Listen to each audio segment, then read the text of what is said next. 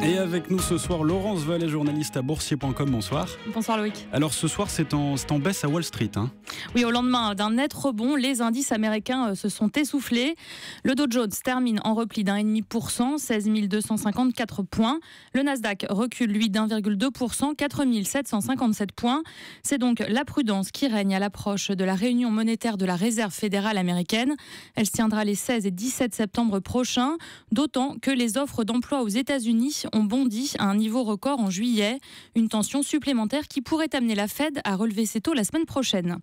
Côté valeur, la vedette de la séance est incontestablement Apple, la première capitalisation mondiale et sa très attendue conférence de rentrée. Parmi les nouveautés, on retiendra le lancement de l'iPad Pro, plus grand et plus puissant, et de 2 nouveaux modèles d'iPhone. Les investisseurs n'ont toutefois pas été impressionnés.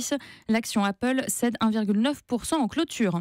Déception aussi pour les pétrolières. Exxon et Chevron abandonnent plus de 2%, alors que les cours du brut s'affichent en net repli.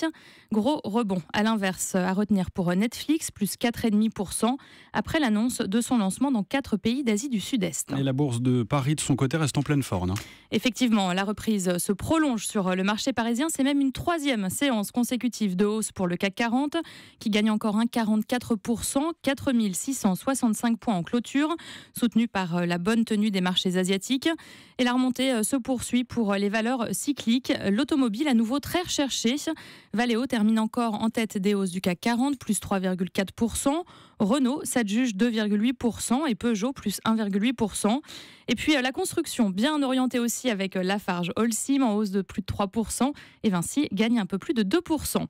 On retiendra aussi une forte progression pour Sopra Steria, plus 6,4%, grâce au conseil à l'achat ce matin de la Société Générale.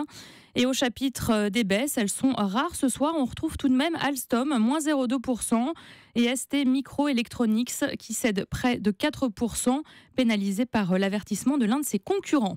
Sur les autres places financières en Europe, la tendance est au vert également. Francfort gagne 0,3%, Londres remonte d'1,4%, Madrid plus 1,7%. Et on rappelle le CAC 40 encore en hausse d'1,44% ce soir. Merci Laurence Vallée, journaliste à boursier.com, avec nous en direct.